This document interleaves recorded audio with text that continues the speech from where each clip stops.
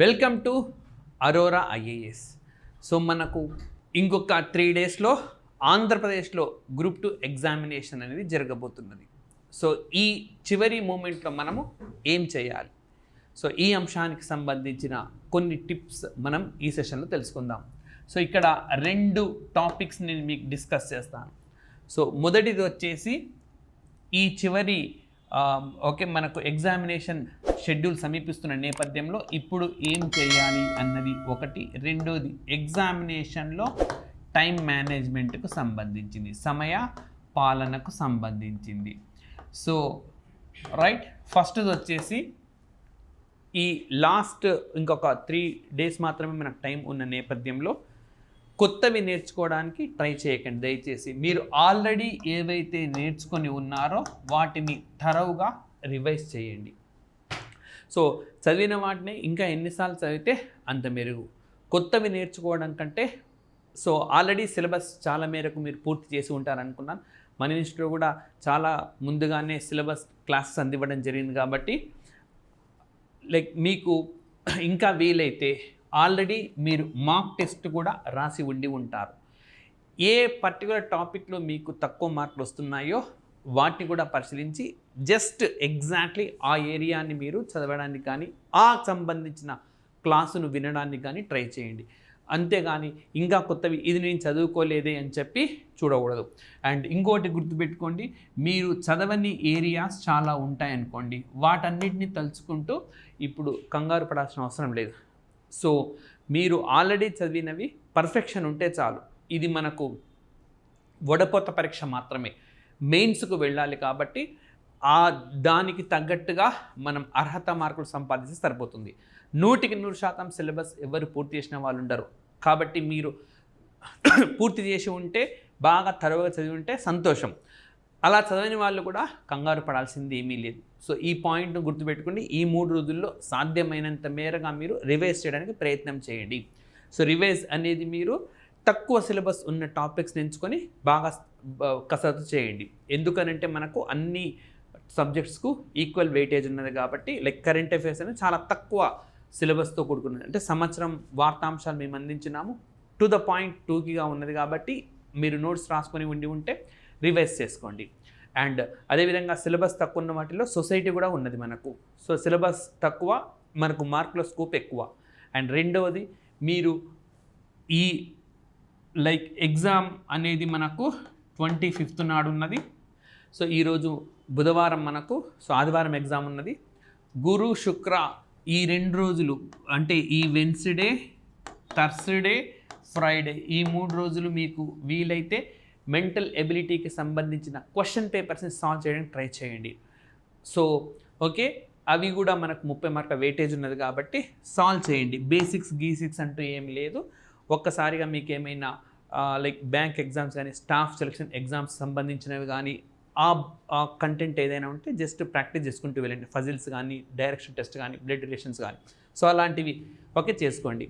And Saturday మాత్రం ప్రశాంతంగా మీరు ఉండండి. ఓకే, సో మీకు ఇష్టమైన బుక్స్ ఏవైనా ఉంటే అవి చదవండి. It may not be related to the subject సంబంధించినవి ఏదైనా ఉంటే, లేదా నేను మూవీకి వెళ్తాను అన్నా కూడా మూవీకి వెళ్ళండి. ఎందుకనంటే బాడీ మైండ్ ఎప్పుడైతే రిలాక్స్ అయిందో చాలా అంశాలను రీకలెక్ట్ చేసుకోగలుగుతుంది అన్నమాట. ఎగ్జామ్కి వెళ్ళే ముందు వరకు కూడా చదవడము అన్నది సో మైండ్ని మీరు తీవ్ర స్థాయిలో ఒత్తిడికి గురి చేస్తూ ఉన్నట్టు. సో ఇవి కంపల్సరీ దృష్టిలో పెట్టుకోండి. ఆ సాటర్డే రోజు నాడు ఒక్కనాడు మీకు కుంపలు మునిగేదేం లేదు. నేను కొంత పార్ట్ చదువుకుంటాను అనుకుంటే అట్లీస్ట్ 1 వరకైనా చదువుకొని 1 వరకు హాయిగా మీరు నిద్రపోండి. రైట్, కంటి నిండా ఎలాంటి టెన్షన్స్ ఫీలింగ్స్ లేకుండా. ఆ తర్వాత మీకు ఇష్టమైన బుక్స్ కానీ, మీకు ఇష్టమైన గేమ్ అయితే గేమ్ ఆడడం కానీ, లేదా మూవీ ఇష్టమైతే మూవీ చూడడం, మూవీకి వెళ్ళడం, స్నేహితులతో గడపడం, అదర్ దాన్ సబ్జెక్ట్ గురించి మాట్లాడడం, రిలాక్స్ అవ్వండి. బ్రెయిన్ మొత్తం మీకు ఆల్రెడీ ఉన్న నాలెడ్జ్ ఏదైతే ఉందో దాన్ని ప్రాసెస్ చేసుకుంటూ ఉంటుంది. సో ఈ 3-4 రోజుల్లో మీరు ఈ కసరత్తు చేయాల్సి ఉంటుంది. నెక్స్ట్ ఎగ్జామినేషన్కు గాన మనం వస్తే ఒక క్వశ్చన్కి 1 minute ఉంది టైం మనకు. రైట్, సో మరి ఇది సరిపోతుందా సార్ అంటే చాలా ఎక్కువ అని నేను మీకు చెప్తాను. ఓకే, చాలా ఎక్కువ టైం ఇచ్చారు మీకు. ఎందుకు అట్లా చెప్తున్నా అంటే మీరు బ్యాంక్ ఎగ్జామ్స్ కానీ స్టాఫ్ సెలక్షన్ కమిషన్ ఎగ్జామ్స్ కానీ చూస్తే ఒక క్వశ్చన్కు 36 సెకండ్లు మాత్రమే ఇస్తున్నాడు. 36 సెకండ్ల లోపల వాడు క్వశ్చన్ చదివి క్వశ్చన్ అర్థం చేసుకొని ఆన్సర్ని ఆప్ట్ చేసుకొని ఇంకో క్వశ్చన్కి వెళ్ళిపోవాలి. సో మాకు మరి ఎక్స్ట్రా 24 సెకండ్లే ఉన్నాయి కదా అంటే ఇక్కడ ఈ 36 సెకండ్లు నేను చెప్పింది రీజనింగ్ అంటే మెంటల్ ఎబిలిటీ క్వశ్చన్స్, క్వాంట్, ఆ క్వశ్చన్స్కు సంబంధించిన అంత తక్కువ టైం ఫ్రేమ్ ఉంది మనకు మీకు అవి తెలుసు కదా, సాల్వ్ చేయాలి. అక్కడ ఏదో నోటికి మనం వచ్చినట్టుగా పెట్టేయలేం కదా. అదే మనం గ్రూప్ 2 గానే తీసుకుంటే మీకు మెంటల్ ఎబిలిటీ పేపర్ మినహాయించి మిగతావన్నీ కూడా నీకు ఆన్సర్ వచ్చా రాదా నిమిషంలో తేలిపోతుంది. లైక్ ఫర్ ఎగ్జాంపుల్ మౌర్య వంశాన్ని స్థాపించిన రాజు ఎవరు, 4 ఆప్షన్స్లో నీకు తెలిసింది అని అంటే 4 ఆప్షన్స్లో అక్కడ ఆప్షన్స్ చూడాల్సిన అవసరం లేదు, తెలిసిపోయినట్టే. లేదు ఆప్షన్స్ చూస్తే గుర్తుపట్టగలను అనుకుంటే ఎంతసేపు పడుతుంది, మహా అంటే 20 to 25 సెకండ్స్కు మించదు. సో ఈ విధంగా మనకు 1 నిమిషం చాలా ఎక్కువే అని చెప్తున్నాను. అయితే ఈ మధ్య కాలంలో మనకు క్వశ్చన్స్ అనేవి which of the following is true లేదా కింది వాన్లో సరైనది ఏది అని చెప్పి స్టేట్మెంట్ రూపంలో ఇస్తున్నాడు. కాబట్టి ఇంకొక 15 సెకండ్స్ ఎక్కువ వేసుకోండి, 40 సెకండ్స్ లోపల మీరు చదివేయవచ్చు, ఏ ప్రాబ్లం అనేది ఉండదు. 40 సెకండ్లు అనమాట, 40 సెకండ్ల పాటు మీరు చదవచ్చు. ఇంకా ఆ తర్వాత ఆన్సర్ ఆప్ట్ చేయడానికి మీకు అట్టే సమయం పట్టదు. అంటే 6 సెకండ్లలో మీరు బబుల్ చేసుకొని పోయినా ప్రతి క్వశ్చన్కి మీకు 14 సెకండ్లు మిగులుతూ ఉన్నది.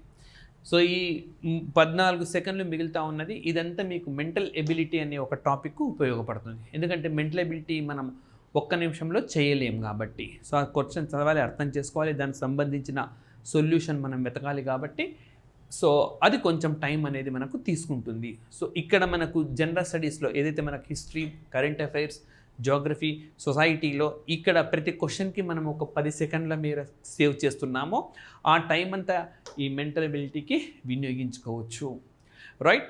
అండ్ రెండవది ఏంటంటే మీరు ఎందులో స్ట్రాంగో అందులోంచి మీరు ఎగ్జామినేషన్ని అటెంప్ట్ చేయడం స్టార్ట్ చేయండి. లైక్ ఫర్ ఎగ్జాంపుల్ హిస్టరీ నేను బాగా చదివాను, బాగా స్కోర్ చేయగల నమ్మకం ఉంటే హిస్టరీ నుంచి స్టార్ట్ చేయండి, తప్పేం కాదు.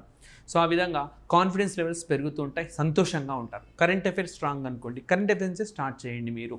లేదా నేను మెంటల్ ఎబిలిటీ స్ట్రాంగ్ అనుకోండి, మెంటల్ ఎబిలిటీ స్టార్ట్ చేయండి. అయితే ఇక్కడ ఇంకొకటి చెప్తాను మీకు, మెంటల్ ఎబిలిటీ అనేది మనకు చాలామంది బాగా కసరత్తు చేసి ఉంటారు, వాళ్ళు నైపుణ్యం ఉండే వాళ్ళు అయి ఉంటారు, ఖచ్చితంగా ఆన్సర్ చేయగలను అనుకుంటారు.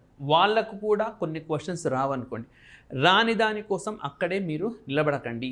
సో మీరు ఎవరు దీంట్లో బాగా చక్కటి స్కోర్ సాధించే విద్యార్థులు ఎవరంటే ఈ క్వశ్చన్ అనేది నాకు వస్తుందా రాదా అని చదవంగానే నిర్ణయించుకున్నవాడు లైక్ ఒక మంచి అనలిటికల్ ఎబిలిటీ ఉన్న స్టూడెంట్గా చెప్పుకోవచ్చు.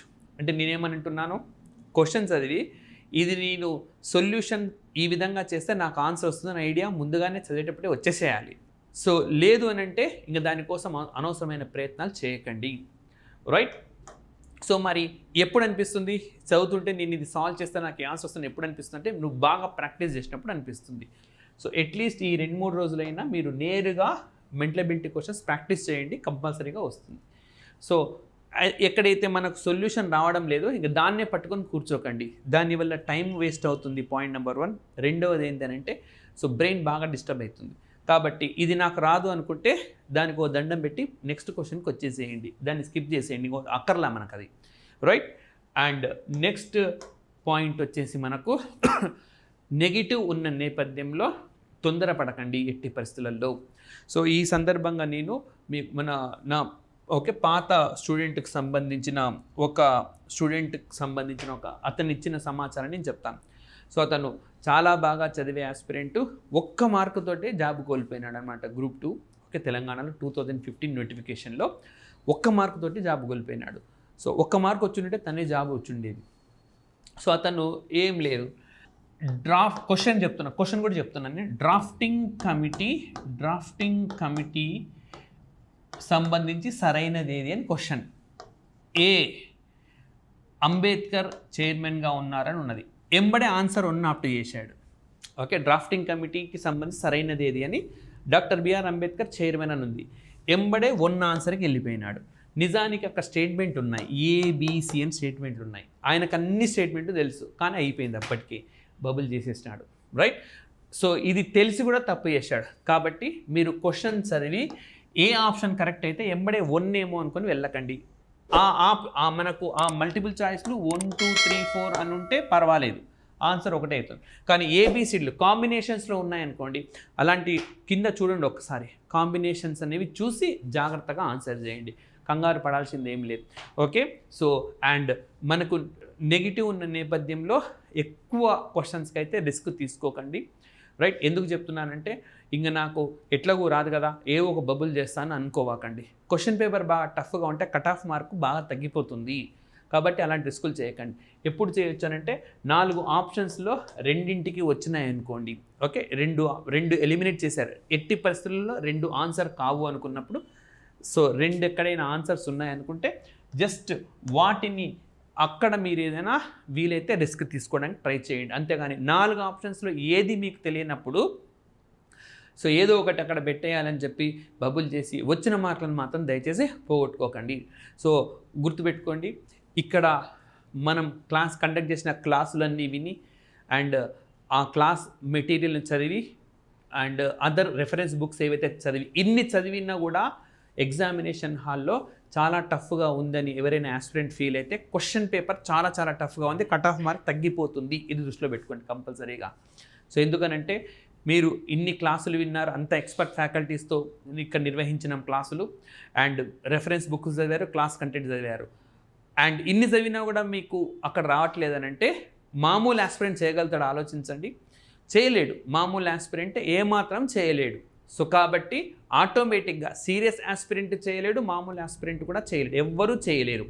ఆటోమేటిక్గా కట్ ఆఫ్ అనేది మనకు తగ్గిపోతుంది.